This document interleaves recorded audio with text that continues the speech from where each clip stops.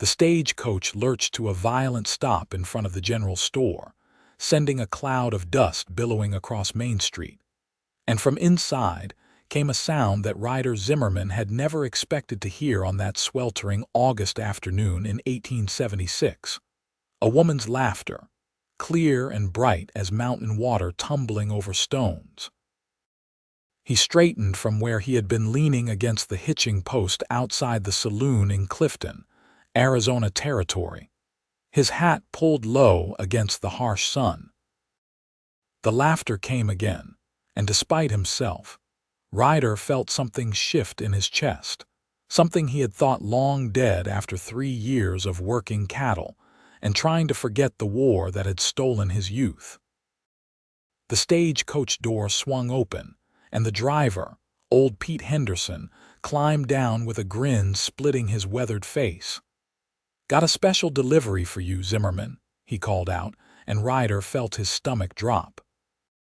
She emerged then, a woman in a travel-worn dress the color of cornflowers, her dark hair escaping from its pins in wild curls that caught the Arizona sunlight. She was laughing still, holding her sides, and when Pete asked what was so funny, she gasped out, "The gentleman inside just told me the most ridiculous story about a mule and a preacher. I cannot even breathe." Ryder found himself walking forward without quite meaning to, his boots kicking up dust. He had written to the matrimonial agency 6 months ago in a moment of weakness, of loneliness so profound it had driven him to put pen to paper despite his better judgment. He had described his ranch, his prospects, his age of 26 years, and he had tried to be honest about the hardness of the life he could offer.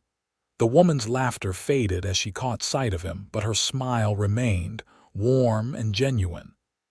"Mr. Zimmerman?" she asked, her voice carrying a trace of something Eastern, educated. "I am Delilah Lancaster, madam." He swept his hat off, suddenly aware of the dust on his clothes, the stubble on his jaw. "I apologize for not cleaning up. We had trouble with a fence line this morning." "Please, call me Delilah." She stepped down fully from the coach, and he saw that she was tall for a woman, nearly reaching his shoulder. Her eyes were the color of honey in sunlight, and they studied him with an intelligence that made him feel both exposed and strangely seen. "And I am not afraid of honest work. I grew up on a farm in Ohio before my parents passed." Pete was hauling down a trunk and 2 smaller bags, and Ryder moved to help, grateful for something to do with his hands. The trunk was heavier than he expected, and when Delilah noticed his raised eyebrow, she said, "Books mostly. I hope that is acceptable. Reading is my one great extravagance." "I have a fair library myself," Ryder admitted. "Not much else to do in the winters." The warmth that flooded her face at those words made his breath catch. She had been nervous, he realized, afraid he would be some brute who would mock her for her learning. They loaded her belongings onto his wagon, and as he helped her up onto the seat, his hand closing around hers, he felt the calluses on her palm. These were not the soft hands of a city woman. Whatever else she was, Delilah Lancaster had known work. The ride to his ranch took them through the scrubland that characterized this part of Arizona Territory. All red rock and stubborn vegetation clinging to life against the odds. The sun beat down mercilessly, but Delilah did not complain. Instead, she looked around with what seemed like genuine interest. "It is beautiful in its own way," she said. "So different from Ohio. Everything there was green, lush. This feels ancient, like the bones of the earth showing through." "That is exactly what it is," Ryder agreed, surprised by her perception. "Some of this rock is older than anything you could imagine, makes a man feel small. Or makes everything else feel small in comparison," Delilah said. "The worries, the small grievances. Hard to hold onto petness when faced with that kind of permanence." They rode in companionable silence for a while, and then Delilah said, "May I ask you something personal?" "I reckon you have that right, considering. Why did you send for a mail-order bride?" "You seem like a decent man, reasonably handsome." She said this matter-of-factly, as if commenting on the weather. "Surely there are women in town who would have been interested." Ryder took his time answering, guiding the horses around a rocky outcrop. "There are 3 unmarried women in Clifton between the ages of 16 and 40. 2 of them are spoken for in all but name, and the third is the banker's daughter who made it clear she would rather eat glass than marry a rancher. Snobbery, even here, especially here. Her father has plans for her to marry some railroad man from back east, someone who can elevate their station." He shrugged. "Besides, I am not much for socializing. The war made me uncomfortable with crowds." Her hand touched his arm briefly, a gesture of understanding. "You fought 4 years. Enlisted when I was 17, lied about my age, came out a different person than went in." He glanced at her. "That trouble you?" "My brother fought too," Delilah said quietly. "He did not come home, so no, it does not trouble me, I understand." They talked then, really talked, and by the time they reached his ranch as the sun was beginning its descent toward the horizon, Ryder felt as if he had known Delilah Lancaster for longer than a few hours. She told him about losing her parents to influenza, about working as a teacher for 3 years, about the loneliness of boarding houses and the narrowness of the opportunities available to an unmarried woman of limited means. He told her about building this ranch from nothing, about the 2 men who worked for him, about the dreams he had of making something lasting. The ranch house was modest, adobe and wood, built to withstand the brutal summers and surprisingly cold winters. He had added a second room last year, hoping but not quite believing this day would come. There was a barn, a corral, a chicken coop he had built last month in anticipation. "It is wonderful," Delilah said, and he could tell she meant it. "I was worried it might be just a shack and a dream." It was 5 years ago, slowly getting better. He helped her down from the wagon. "I should tell you I have 2 men who work here. Miguel Rodriguez and Charlie Thompson. They are good men, respectful. You will be safe around them." "I trust your judgment," Delilah said, and then she looked at him directly. "We should discuss expectations. The Reverend is in town today. We could marry this evening if you wanted, or we could wait, give ourselves time to be sure. I am willing to work as a housekeeper for my room and board if you would prefer." Ryder set her trunk down carefully. "What do you want?" The question seemed to surprise her. "I want to not be alone anymore," she admitted. "I want to build something with someone. I want to matter to another person and have them matter to me, but I do not want to trap you or force your hand." "I sent that letter because I felt the same way," Ryder said. "But my parents married for love, and even though they are both gone now, I remember how they were together. I would like to try for something similar if we can, so maybe we take some time, see if we suit." The relief and gratitude on her face told him he had said the right thing. "Thank you. I will earn my keep, I promise you that."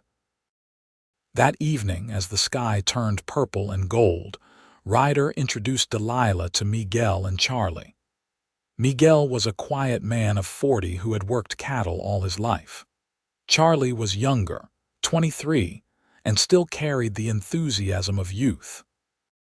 Both men treated Delilah with careful respect, and she won them over immediately by insisting on cooking dinner for everyone.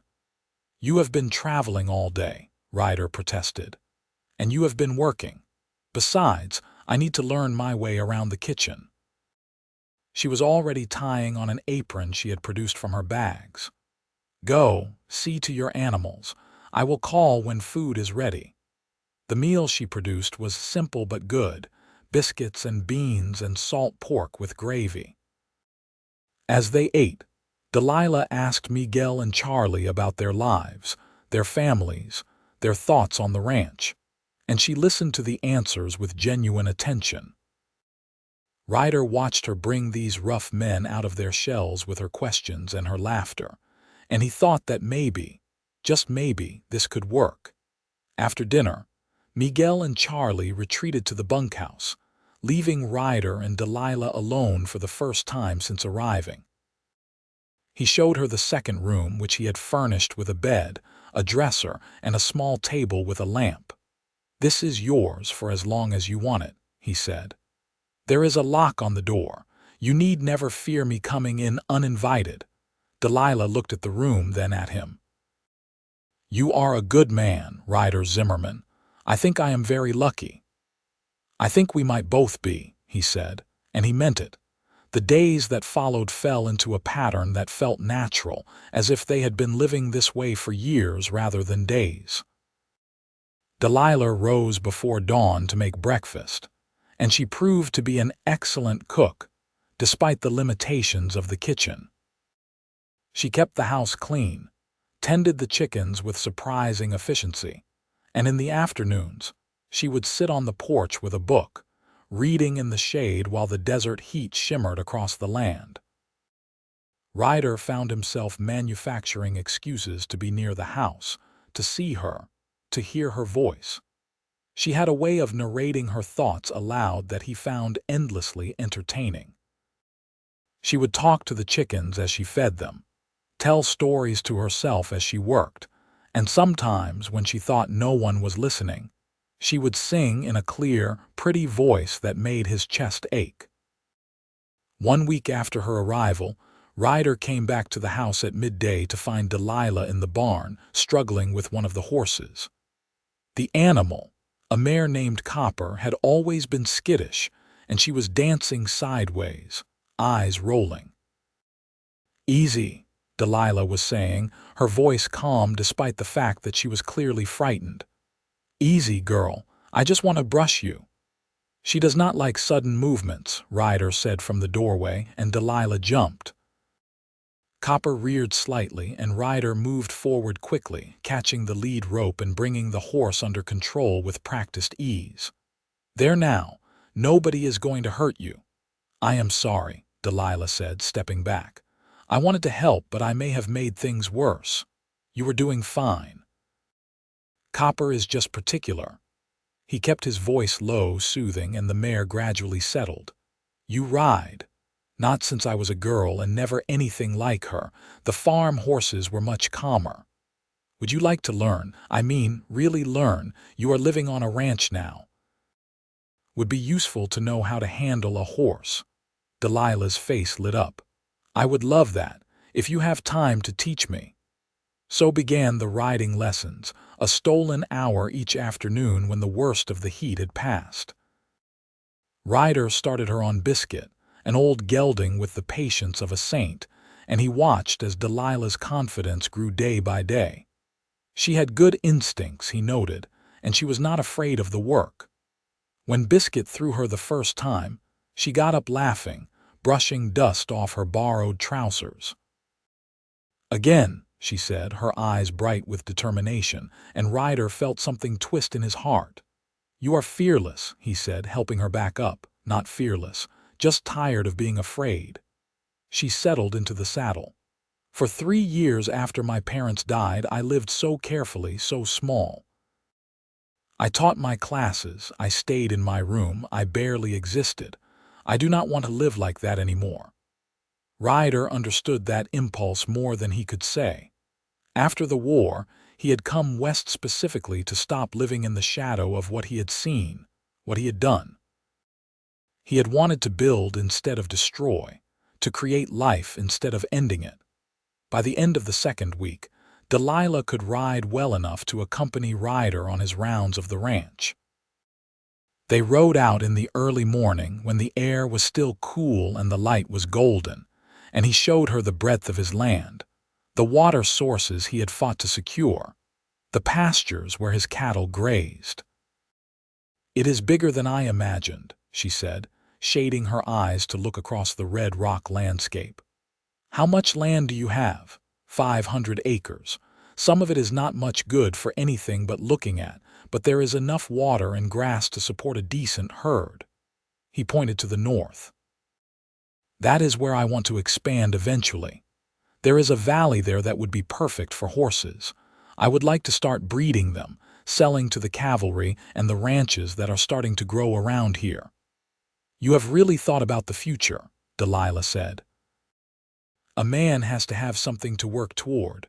Otherwise, what is the point?" He looked at her. "What about you? What do you want for your future?" Delilah was quiet for a long moment. "I want to matter. I want to build something that lasts. I want to have a family, children who know they are loved and wanted." She hesitated. "I want to love someone and have them love me back. Is that foolish?" "No," Ryder said, his voice rough. "That is not foolish at all." They rode back in silence, but it was the kind of silence that felt full rather than empty, weighted with things unsaid but understood. That evening, as Delilah was cleaning up after dinner, a sudden wind kicked up, bringing with it the smell of rain. Ryder stepped out onto the porch and looked at the sky, noting the dark clouds building to the west. "Storm coming," he said when Delilah joined him. "Might be a big one." They watched as the storm rolled across the desert, lightning splitting the darkening sky. The wind grew stronger, whipping Delilah's hair around her face, and then the rain came, a sudden downpour that sent them both scrambling inside. But Delilah stopped in the doorway, her face turned up to the rain, and she started laughing. It was the same bright, clear laugh Ryder had heard when she first stepped off the stagecoach, and before he could think better of it, he said, "I want to hear that sound forever." Delilah turned to look at him, rain streaming down her face, her dress already soaked through. "What? Your laugh?" "The first time I heard it, when you got off the stage, it was like something woke up inside me that I thought was dead. I want to hear it every day for the rest of my life." He stepped closer to her, into the rain, not caring that he was getting drenched. "I know we said we would take time, make sure we suit, but Delilah, I already know. I want you to be my wife. For real, not just an arrangement." She was staring at him, her honey-colored eyes wide with something that might have been shock or might have been hope. "Ryder, you do not have to answer now," he said quickly. "I just needed you to know how I feel." "How you feel," she repeated, and then she started laughing again, that same joyous sound. "You ridiculous man, how you feel." "Ryder Zimmerman, I have been falling in love with you since you helped me down from that wagon and told me about your library. I was just afraid to say anything in case I had imagined the way you look at me." He reached for her then, his hands framing her face, water running between his fingers. "You did not imagine anything. I have been lost since the moment I heard you laugh." "Then kiss me," Delilah said. "Kiss me in the rain like we are characters in one of my novels." So he did. He kissed her as the storm raged around them, as lightning illuminated the desert, and thunder shook the ground beneath their feet. He kissed her like she was air and he was drowning, like she was the answer to every question he had asked in 3 years of loneliness. When they finally broke apart, both of them breathless, Delilah said, "We should get out of the rain before we catch our deaths." "Practical, even now," Ryder said, but he smiled as he said it. They stumbled inside, dripping water across the floor, and Delilah went to change into dry clothes while Ryder built up the fire in the stove. When she emerged, wrapped in a shawl, her hair hanging in damp waves down her back, he had coffee brewing and blankets laid out near the warmth. They sat together, watching the storm through the window, and Ryder took her hand, threading his fingers through hers. "Tell me more about what you want," he said. "For our life together, I want to know everything." So she told him. She told him about wanting children, at least 3 or 4, enough to fill the house with noise and life. She told him about wanting to start a small school in Clifton, teaching the children who had no access to education. She told him about wanting to grow old with someone who truly knew her, all her quirks and dreams and fears. And he told her his dreams too, about building up the ranch into something that could be passed down to the children they would have. About maybe going into politics eventually, helping to shape the territory as it grew towards statehood. About wanting to wake up next to her every morning for the rest of his life. "When should we get married?" Delilah asked. "Tomorrow, if you want. Or we could wait, have a proper ceremony with the whole town invited." "Tomorrow," Delilah said firmly. "I have waited long enough for my life to begin." So the next day, they rode into Clifton together, and with Miguel and Charlie as witnesses, they were married by Reverend Thomas in the small church on the edge of town. Delilah wore a simple dress of cream-colored cotton that she had brought with her, and Ryder wore his best shirt and pants, freshly brushed and cleaned. The ceremony was short and sweet, and when Reverend Thomas pronounced them husband and wife, Ryder kissed Delilah with a tenderness that brought tears to the old preacher's eyes. Afterward, they stopped at the general store, where Ryder bought Delilah a simple gold band that he slipped onto her finger. "It is not much," he said. "It is everything," she corrected, and kissed him again. They celebrated with a meal at the town's small restaurant, joined by Miguel and Charlie, and a few of the townspeople who had become friendly with Ryder over the years. The banker's daughter was there with her father, and she looked at Delilah with barely concealed disdain, until Delilah began speaking with her about literature, revealing a knowledge that left the younger woman speechless and considerably more respectful. As the sun set, Ryder and Delilah rode back to the ranch, now truly their home together. The storm had cleared the air, leaving everything smelling of wet earth and sage. The desert was painted in shades of orange and purple, and Delilah kept stopping to look at the view, making Ryder laugh. "We live here now," he reminded her. "You will see this sunset every night." "And I will never tire of it," she said. That night, in the bedroom that had been Ryder's alone for 5 years, they came together as husband and wife. Ryder was gentle, patient, mindful that this was all new for Delilah, and she responded to him with a passion that matched his own. Afterwards, she lay in his arms, her head on his chest, listening to the steady beat of his heart. "I love you," she said into the darkness. "I know it is fast, that we barely know each other, but I do. I love you, Ryder." "I love you too," he said, pressing a kiss to her hair. "And we have a lifetime to get to know each other better." The weeks that followed were an education in partnership. They learned each other's rhythms, their habits good and bad. Delilah learned that Ryder was moody in the mornings until he had coffee, that he carried guilt from the war that sometimes woke him in the night with nightmares. Ryder learned that Delilah sang when she was happy, that she was fiercely protective of anything she considered under her care, that she had a temper that flared hot and fast, but never lasted. They had their first real fight 6 weeks after the wedding. Ryder had decided to expand the herd, which meant taking on debt to buy more cattle. He had made the decision without consulting Delilah, seeing it as ranch business and therefore his concern alone. When she found out, her eyes flashed with anger. "This is not just your ranch anymore, Ryder.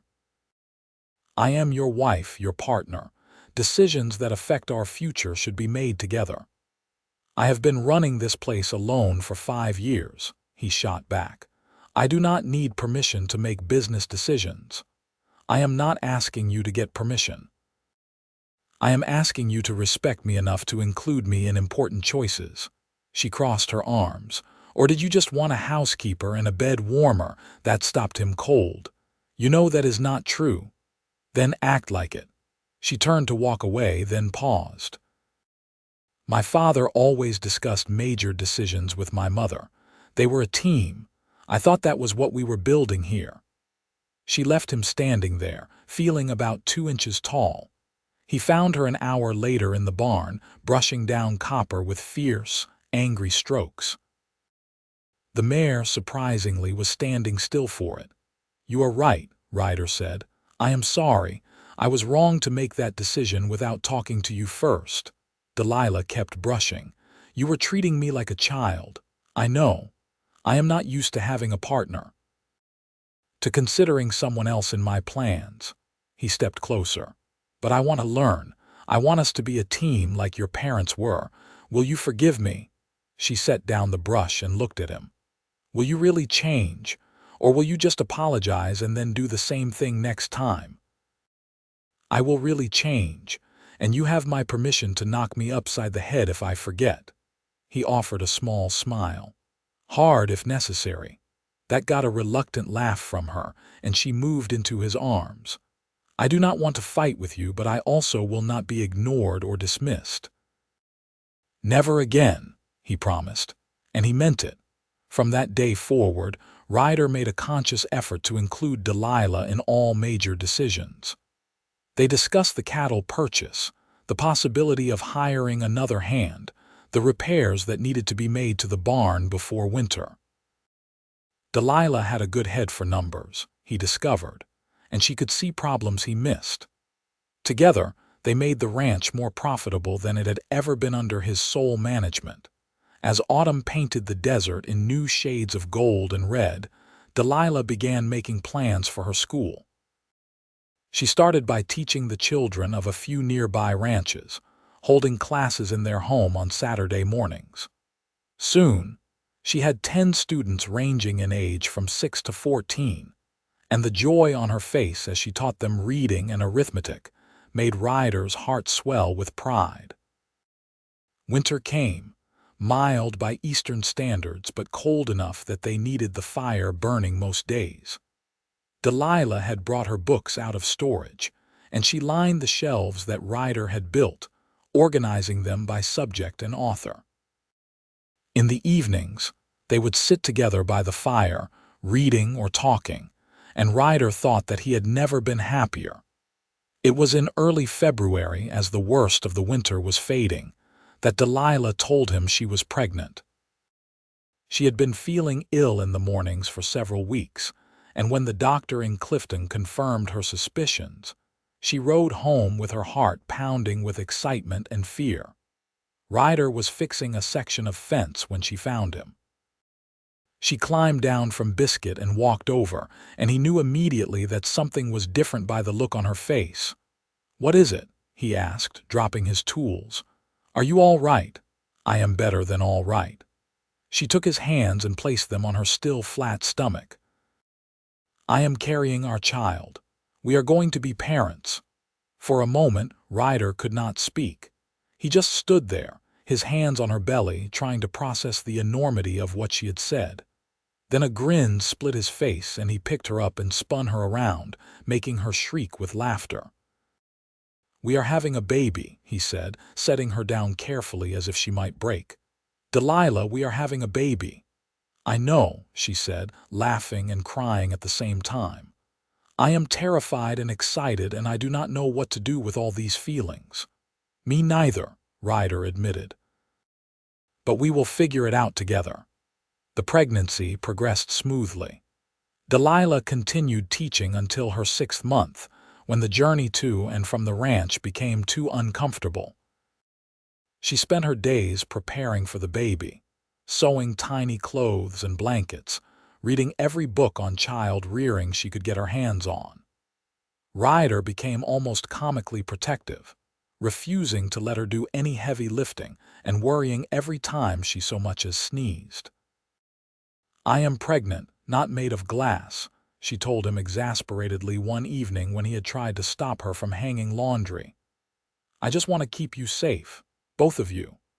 "We will be safe if you stop hovering," she said, but she kissed him to take the sting out of the words. Their son was born on a sweltering day in late August, exactly 1 year after Delilah had arrived in Clifton. The birth was long and difficult, and Ryder spent most of it pacing outside the bedroom while the doctor and a midwife from town attended to his wife. Every cry of pain from Delilah felt like a knife to his heart, and he found himself praying to a God he had stopped believing in during the war. But when he finally heard the baby's cry, strong and lusty, and the doctor called him in to meet his son, every moment of fear and worry evaporated. Delilah lay exhausted in the bed, her hair plastered to her forehead with sweat, and in her arms was the smallest, most perfect human Ryder had ever seen. "Meet your son," Delilah said, her voice hoarse. "What should we name him?" They had discussed names endlessly over the past months, but had never quite settled on one. Now, looking at the tiny face, his son's eyes trying to focus, Ryder said, "Robert, after my father." "Robert Zimmerman," Delilah tested the name. "It is strong, I like it." She looked down at the baby. "Welcome to the world, little Robert." Ryder sat on the edge of the bed, his arm around Delilah, his finger caught in Robert's surprisingly strong grip. "Thank you," he said to his wife. "For him, for all of this, for taking a chance on me." "Thank you for being worth the chance," Delilah said, and kissed him softly. The first year of Robert's life was a blur of sleepless nights and endless wonder. Ryder discovered that he loved being a father, loved watching his son grow and change almost daily. Robert had Delilah's honey-colored eyes and Ryder's dark hair, and by the time he was 6 months old, his personality was emerging, strong and curious and determined. Delilah returned to teaching when Robert was 8 months old, bringing him with her to classes. The students loved having a baby there, and the older girls would fight over who got to hold him while Delilah taught. The school had grown to 15 students now, and there was talk in town of building a proper schoolhouse and hiring Delilah as the official teacher. The ranch continued to prosper. With Delilah's careful management of the finances, they were able to expand the herd and begin the horse breeding program Ryder had dreamed of. They hired a third hand, a young man named Samuel, who had grown up on a ranch in Texas and knew horses inside and out. By the time Robert was 2 years old, Delilah was pregnant again.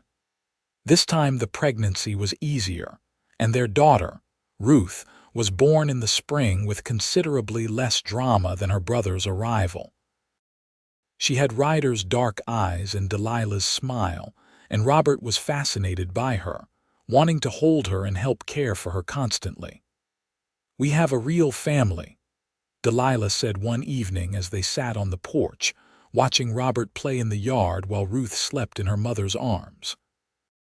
"2 beautiful children, a successful ranch, work that matters. Sometimes I have to pinch myself to make sure it is real."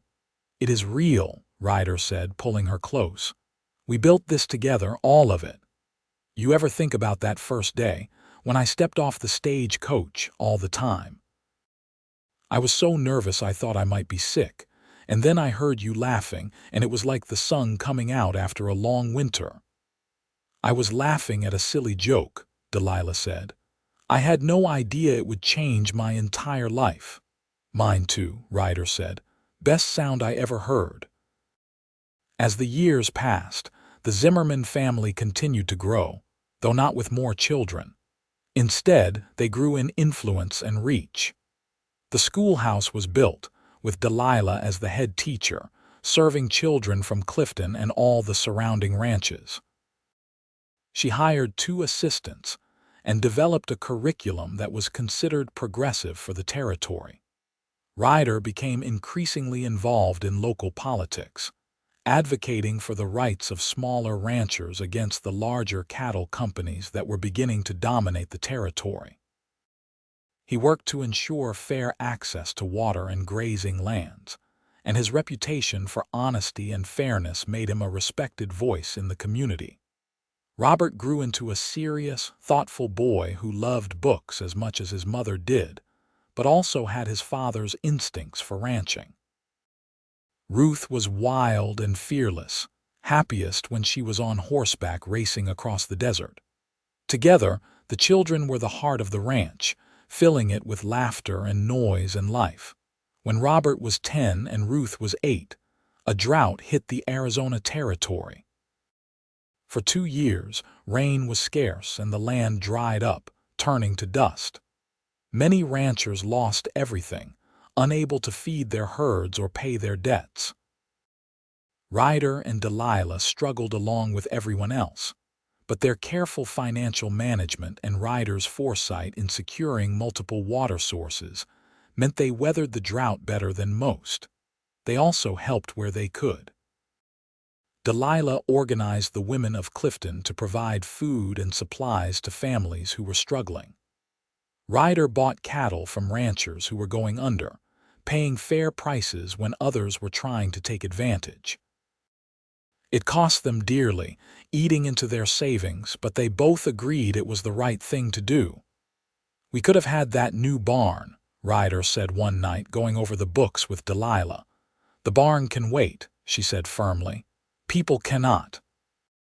When the drought finally broke, the community remembered who had stood by them. The bonds forged during those hard years lasted for decades, and the Zimmerman name became synonymous with integrity and compassion. As Robert entered his teenage years, Ryder began teaching him the full operation of the ranch. They would ride out together in the early mornings, and Ryder would explain the decisions he made, the factors he considered, the long-term planning required to make a ranch successful. Robert absorbed it all like a sponge, asking intelligent questions and offering surprisingly insightful suggestions. "He is going to be better at this than I am," Ryder told Delilah one evening. "He had a good teacher," she said, kissing her husband's cheek. "You should be proud." "I am. Of both of them. Ruth is already a better rider than half the hands in the territory." Ruth had indeed become an exceptional horsewoman, and at 14, she began training horses alongside Samuel. She had a gift for it, a natural understanding of the animals that could not be taught. Ryder watched her work with a difficult stallion one afternoon, seeing her patience and confidence, and felt his heart swell with pride. The years continued to pass, bringing changes both large and small. Miguel retired after 20 years of working for Ryder, accepting a small pension and a piece of land on the edge of the ranch where he built a house for his final years. Charlie married a widow from town and started a family of his own, though he continued to work on the ranch part-time. Robert left at 18 to attend college in California, wanting to learn about the latest developments in ranching and animal husbandry. It nearly broke Delilah's heart to see him go, but she was fiercely proud of his ambition. He returned 3 years later with a degree and a quiet, intelligent young woman named Sarah who he introduced as his fiancée. The wedding was held at the ranch, with half the territory in attendance. Delilah cried through the entire ceremony, and Ryder held her hand, feeling the weight of time passing. Their little boy was a man now, starting his own family, and while it was exactly what they had hoped for, it was still bittersweet. Ruth showed no signs of leaving, declaring that she would never be happy anywhere but Arizona. She took over the horse breeding program completely, developing a reputation for producing quality animals that were in high demand. At 20, she married a young veterinarian named Michael who had moved to Clifton to serve the growing number of ranches in the area. 2 weddings in 2 years, Ryder said to Delilah as they prepared for Ruth's ceremony. "Where did the time go?" "I do not know," Delilah admitted. "It seems like yesterday I was stepping off that stagecoach, terrified and hopeful and trying not to show either." "You were laughing," Ryder reminded her. "I was pretending to be brave." She turned to him, her hair now threaded with silver, her face showing the lines of a life well lived. "Thank you for seeing past the fear to the woman I wanted to be." "Thank you for becoming her," Ryder said, and kissed her as he had on their wedding day with a tenderness that time had only deepened. The grandchildren began arriving not long after. Robert and Sarah had 3 children in quick succession, 2 girls and a boy. Ruth and Michael had twins, a boy and a girl, who were as wild and fearless as their mother.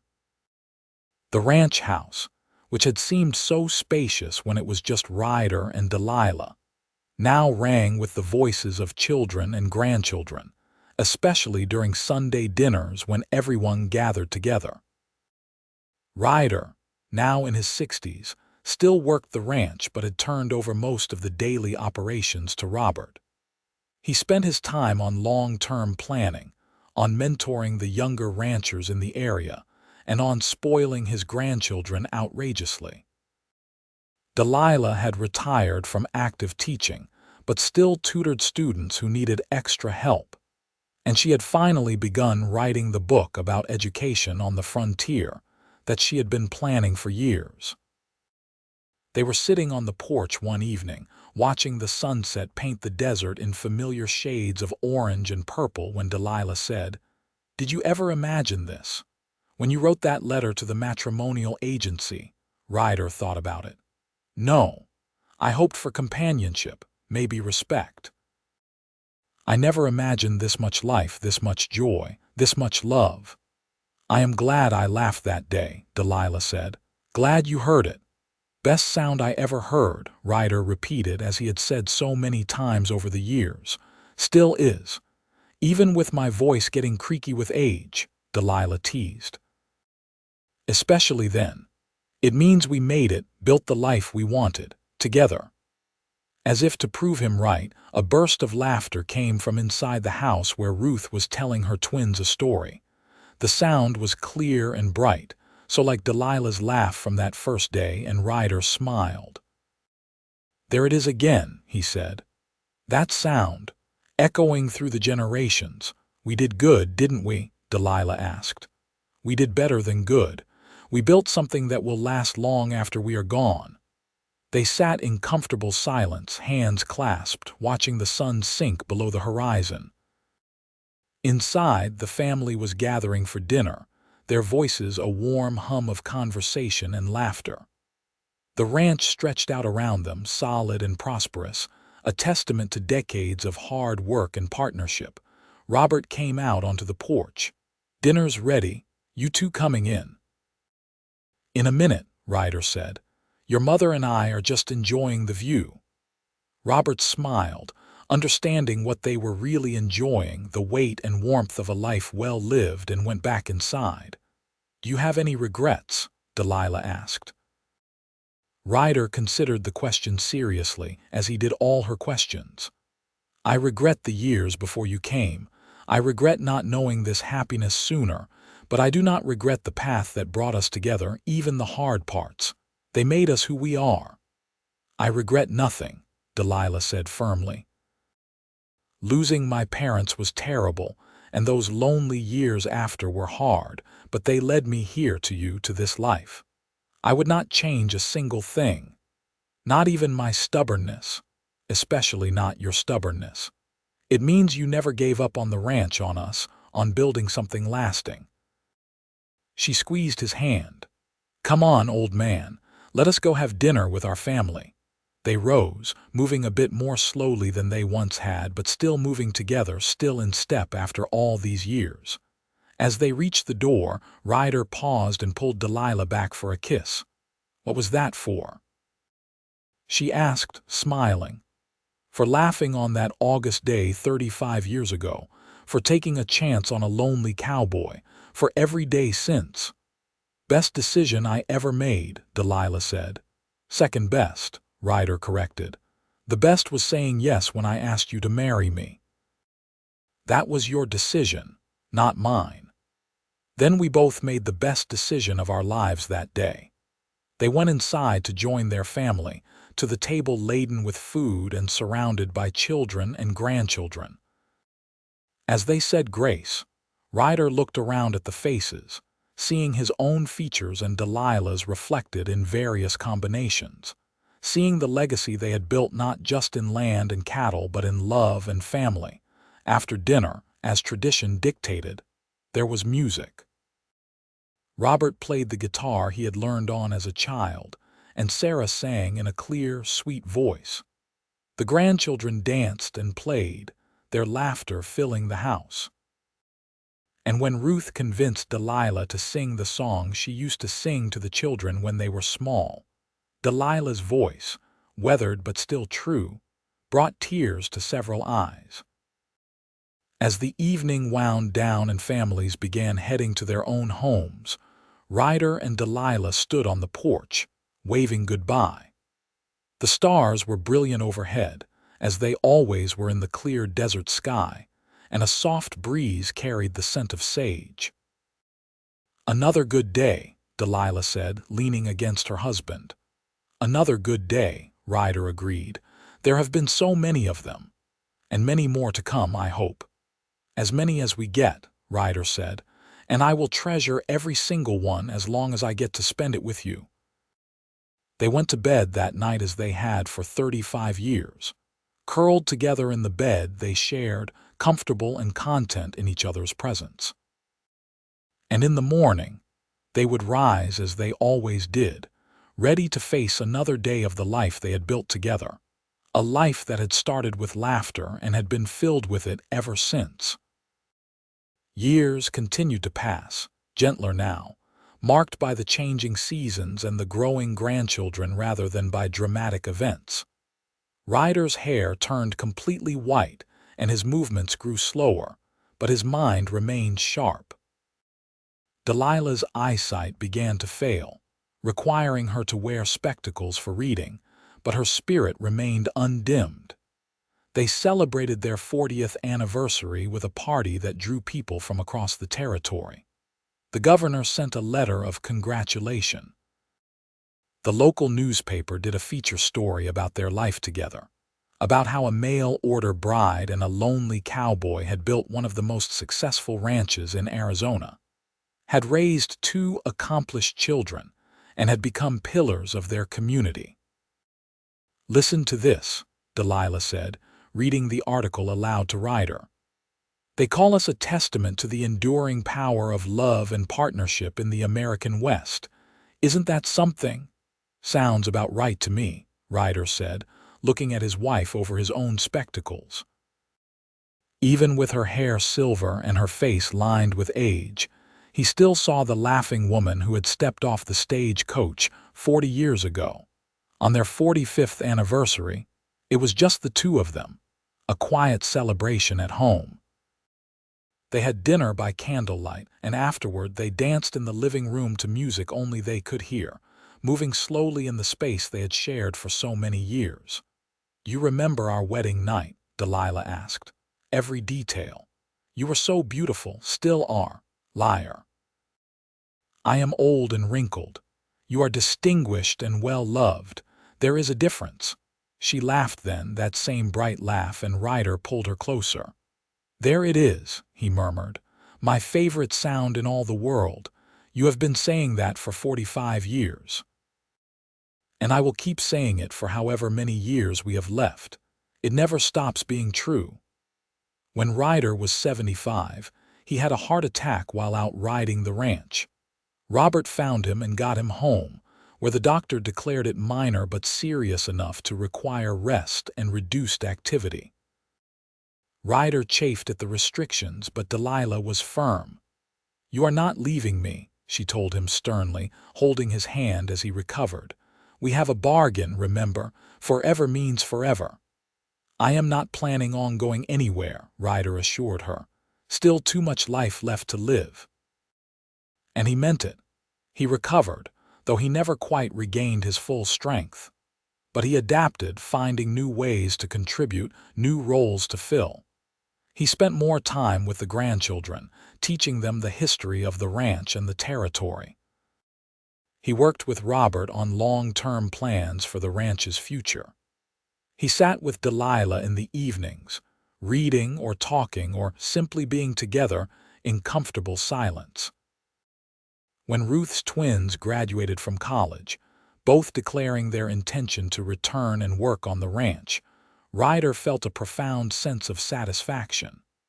The legacy would continue, not just through blood but through the values he and Delilah had worked so hard to instill. The commitment to community, the importance of integrity, the understanding that success meant nothing if you achieved it at others' expense. On a warm evening in late summer, Ryder and Delilah sat on their porch as they had done thousands of times before. Ryder was 80 now, Delilah 77. Their bodies were failing them in small ways, joints that ached, energy that flagged, but their minds remained clear and their love for each other had only deepened with time. "You know what day it is?" Delilah asked. "Tuesday." "It is 50 years to the day since I arrived in Clifton. 50 years since I heard you say you wanted to hear me laugh forever." Ryder smiled. "Best day of my life. Well, tied with several others, our wedding, the births of our children and grandchildren. That time you agreed I was right about expanding the south pasture." "That only happened once," Delilah pointed out, but she was smiling, made it extra special. They sat quietly, watching the familiar sunset, and Delilah said, "I want you to know something. If I had it all to do over again, knowing everything that would happen, every joy and every hardship, I would still get on that stagecoach. I would still come here. I would still choose you every single time." Ryder felt his eyes sting with tears. "Same here. Every day with you has been a gift, even the hard days. Especially the hard days because we got through them together. Promise me something," Delilah said, and her voice was serious now. "When my time comes, and it will come, probably before yours given how stubborn you are, promise me you will keep living. Keep enjoying the family we made. Keep laughing. Do not close yourself off. Delilah, promise me, Ryder. I need to know that this life we built will not end just because I am not here anymore." He pulled her close, feeling how fragile she had become, how precious every moment was. "I promise, but you are not going anywhere for a long time yet. We do not know that. We are both old, my love. We have been blessed with more time than many get, but we have to be realistic. I am not ready to let you go, I know. I am not ready to go. But when the time comes, we will face it like we have faced everything else, together as much as we can. And then you will carry on, carrying me in your heart." That winter, Delilah caught a cold that developed into pneumonia. Despite the doctor's best efforts, despite Ryder's desperate prayers, despite the love that surrounded her, she grew weaker.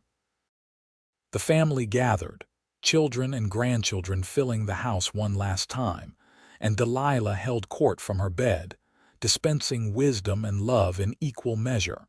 To Robert, she said, "You have made us so proud. The ranch is in good hands. Trust your children the way we trusted you." To Ruth, she said, "Never lose that wildness, that joy. The world needs more of it, and so does this family." To Sarah and Michael, she said, "Thank you for loving our children and giving us such beautiful grandchildren. You are as much ours as they are." To each grandchild she had specific words, memories they had made together, advice for their futures, reminders that they were loved beyond measure. And to Ryder, she saved her last strength. When the house had finally quieted, when it was just the two of them in the room they had shared for 50 years, she reached for his hand. "Tell me," she whispered. "Tell me about that first day." So Ryder did.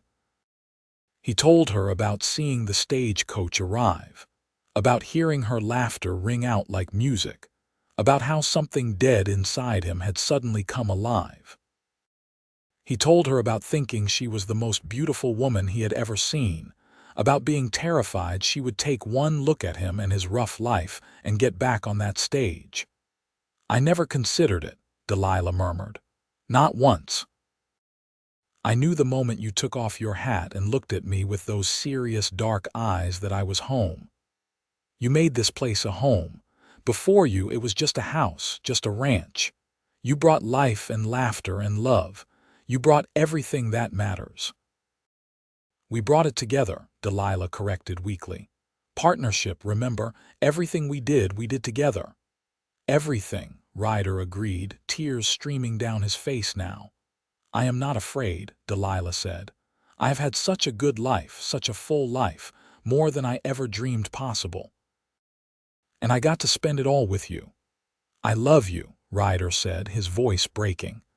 "I have loved you for 50 years, and I will love you for whatever time I have left, and I will love you beyond that, into whatever comes next."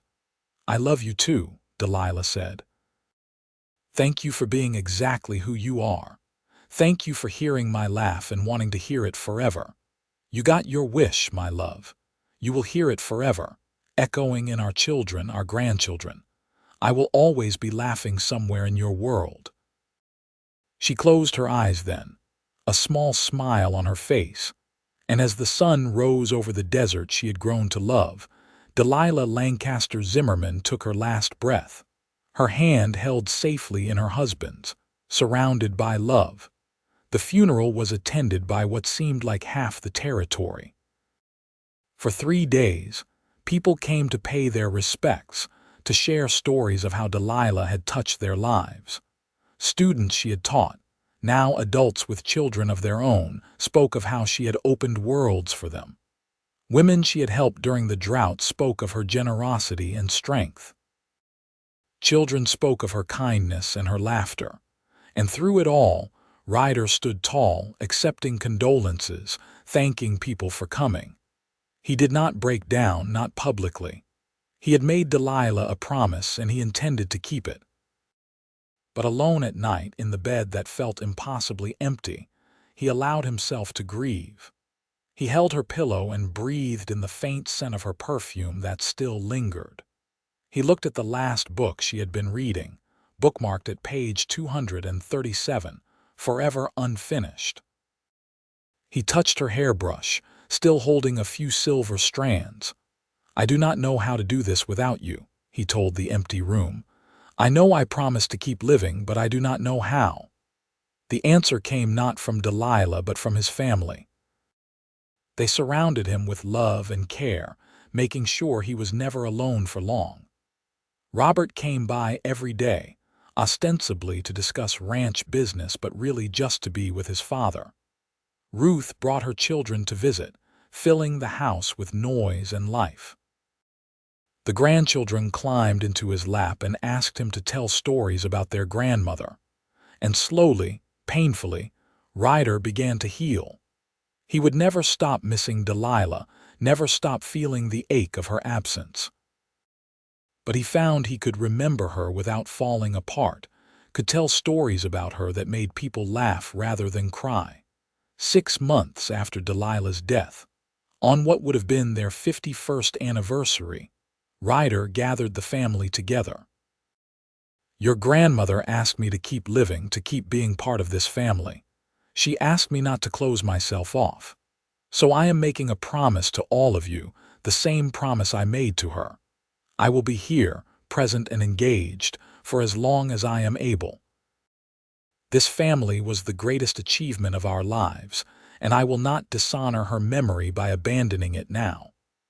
"We need you too, Grandpa," said one of Ruth's daughters. "You are the one who remembers everything, who knows where we came from." "Then I will remember for all of us," Ryder said. "And I will make sure the stories are not lost." So Ryder spent his remaining years as the family historian and patriarch. He worked with Delilah's unfinished book about frontier education, completing it from her notes and seeing it published to critical acclaim. He established a scholarship in her name for young women seeking to become teachers. He made sure the school in Clifton remained strong and well-funded. He continued to be involved in the ranch, though more as an advisor than an active participant. He taught his great-grandchildren to ride, passing on the skills Delilah had once learned from him. He told them stories about the old days, about what the territory had been like when he and Delilah were young. On the 5th anniversary of Delilah's death, Ryder gathered the family again. He was 85 now, still relatively healthy but increasingly aware that time was finite. They assembled on the porch, 3 generations, and Ryder looked at all of them with profound satisfaction. "I want you all to know something," he said. "Your grandmother and I, we started with nothing but hope and determination. We built this ranch, yes, but more importantly, we built this family.